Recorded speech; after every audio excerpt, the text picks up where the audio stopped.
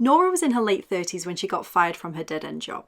She left her lovely boyfriend, quit everything she was ever passionate about or good at, and then her cat died and she was totally on her own.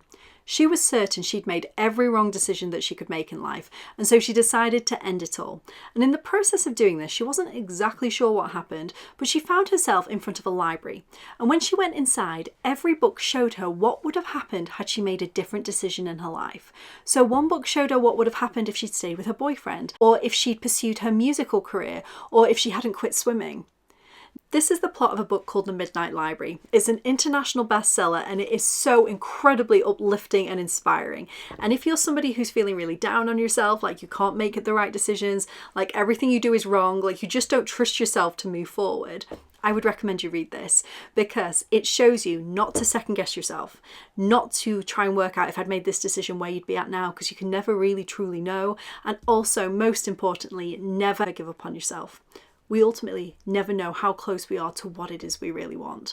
So I love this book. I listened to it on Audible, but by all means go and read it. Another thing to bear in mind if you are in that headspace where you just feel like everything is wrong is Nelson Mandela said, "I never lose, I win or I learn."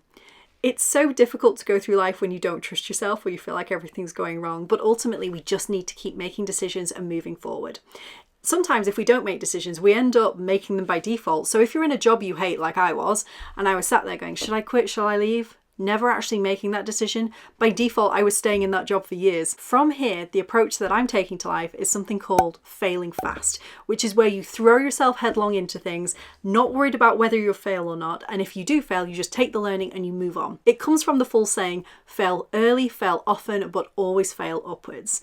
Really easy to say, very difficult in practice. But to give you an example, when I quit medicine, I thought, right, I'm going to go and try something else. There's another industry that I want to try. I'm going to apply to entry-level jobs, jobs where I'm probably making a lot of tea and coffee for people, and I'm going to go do that. I don't care about the money. I just want to get experience in a new sector.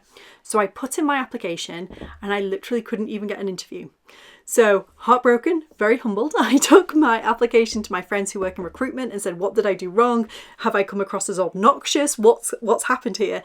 And they've said, you're overqualified, which I don't 100% believe is a thing, but I also know could be a thing. Let me know what you think. But they say you're overqualified, and also you're not the person that they're looking for to do these roles. They want someone who's going to turn up and just do this every day and take the learning, who they can guide and mould. And I thought I could be guided and moulded, but anyway, they said they're not looking for somebody with your background. And that was really hard. And so my friend said to me, if you want to get into this sector, you're going to have to use your contacts and your network to get into it. And at this point I thought, oh no, I don't want to do that. And that was really interesting because I will pursue anything to the nth degree that I really want to do. And so what this experience showed me was that I didn't want it that badly. I always have this thing that I say to Mark, which is, oh no, that pushes the too hard button for me. I always imagine there is a button there. And if I push the too hard button, that's not the right path for me. So as much as this was a very humbling and difficult experience, it's very hard when you are applying to jobs where you're earning less than a tenth of what you used to earn and you can't even get an interview. Maybe I was obnoxious on the form, who knows. It was really difficult for me to go through that period, and I cried a lot. There was a lot of hysteria and I thought, what am I doing with my life?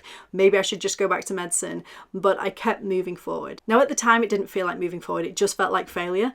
But actually looking back, having those doors closed was as useful as it has been for me to have doors opened in the past. Learning what's not for you is as useful as learning what is for you.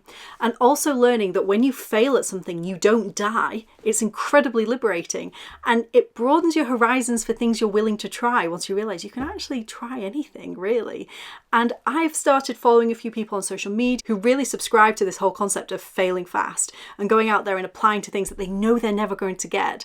So I've seen one girl who applied for jobs that she was totally not qualified for. She had none of the experience they were asking for. She was a completely different background to what she expected the candidates they were looking for were, and she ended up getting a job because she put herself in the race that normally her own personal restrictions would have kept her out of. So always put yourself forward, back yourself, because if you don't, nobody else will. That's definitely been one of the biggest takeaways from the last few years for me. However, It is also useful if you're trying to make the right decisions for you to know what it is that you want. So yes, learn what's not for you, but also work out what is for you. Most of us don't ever do that. We kind of have a rough idea of what we want, but we all know there is an evidence base there for if we specify and write down exactly what it is we want in life, we are much more likely to achieve it. So why don't we do it? Well, one, fear of failure. We've already mentioned that. There's way more I can say about failure if you want me to cover it in another video, because it's one thing I really feel I've mastered over the last few years. I failed at so many things. Never thought that would be a bragging point, but actually it's really liberating and fun when you realise that nobody's watching you and nobody cares what you do, and you can go out and do exactly what it is you want, and it's just a really nice mindset to have. But anyway, you also need to know what it is you do want, and the first step to knowing what it is we actually want is knowing what we value. So if you bought a planner from Vantage Agendas this year, you'll know on the back page I had a page about values, because this is a little exercise somebody told me to do and I found it incredibly useful. Find a list of values. I'll put links down below to where you can find one of these. Get a list of values and circle all of the values that matter to you. So whether it's family or independence or achievement or money or helping people, whatever matters to you, circle everything that applies. Then whittle it down to the 10 most important values, then 5, and then only 3 or 4 values. These are your core values. And whatever it is you do in life, whatever goals you set, your work, everything else should be in line with these values. When I first did this exercise, I wrote down the values I had when I was 18 because I felt like I should have those values because they were better than what I actually thought I did value. And the reality is that no value is better than any other. Just because you say, I want to help people, doesn't make you a better person than if you say, I want money. All of us are different. Be honest with yourself about what it is you want. Also, you don't have to tell people what you write down. This isn't something you need to share with everybody else, but it's important that you know what you honestly value for you. And once you know what you value, you can set your goals from this. More than that, you can take this into other places as well. So when it comes to your workplace, you will have what you value in your workplace, and your workplace will have things that it values. Now, bear in mind, your workplace might profess to value certain things and demonstrate that they value other things. When I first started working in the NHS, my values for my job were very much best possible patient care, communication with patients, always trying to improve, trying to have the best circumstances at work, improve my environment to give best patient care. And I felt like that's what the NHS wanted of me as well. Then as the years have gone on, I feel like what's valued in the NHS of my role is to be fast, get through as many patients as possible, use up minimal resources, and make the least fuss. And individual patient care is not a top priority, whereas my values have not changed. We are personally allowed to change our values over time. So are, whether we agree with it or not, the organisations and places that we work.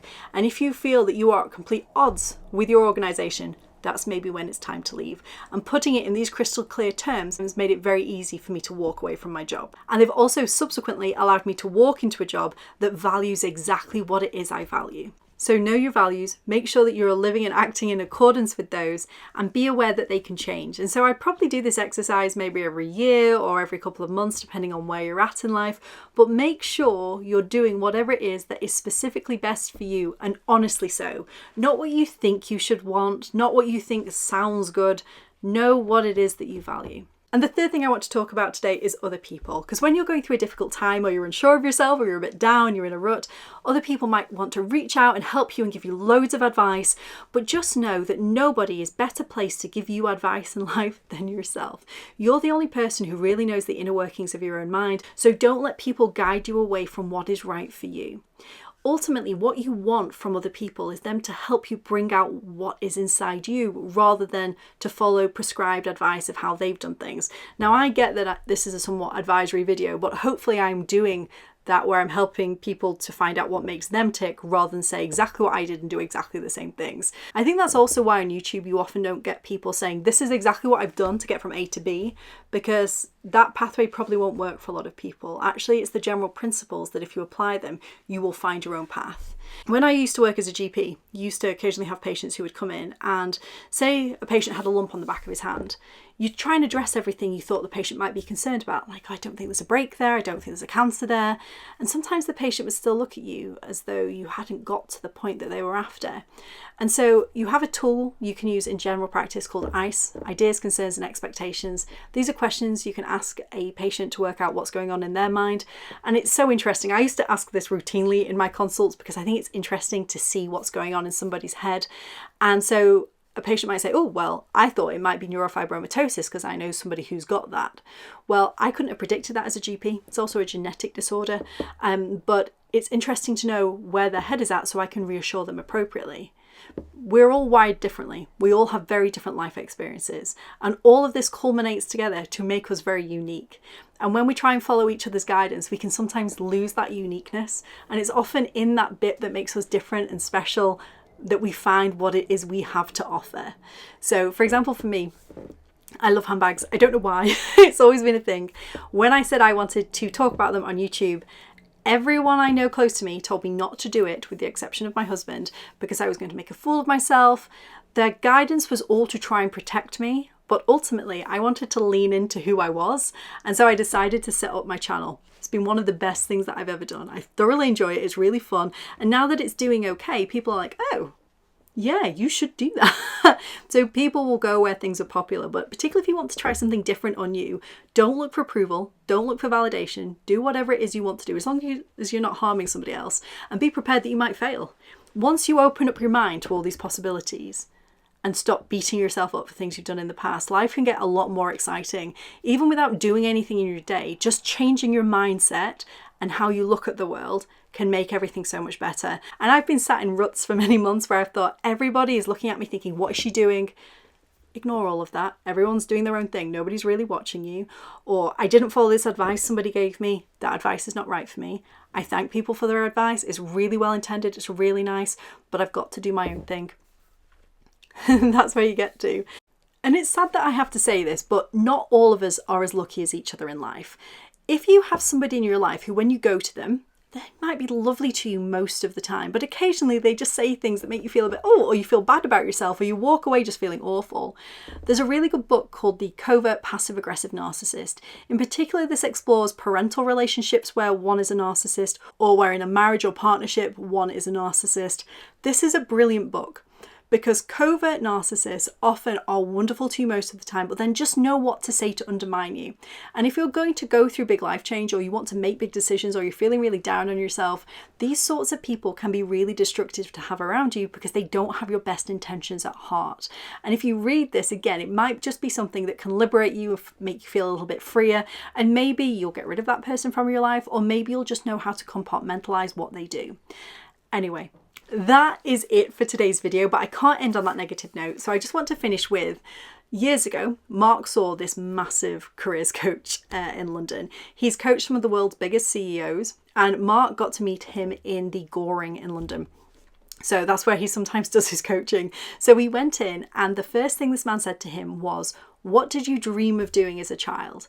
Because other people and the world have a way of telling us what is possible and what is realistic, but actually we need to learn to disregard that and see everything as possible. And I just thought it was a really lovely way of seeing the world.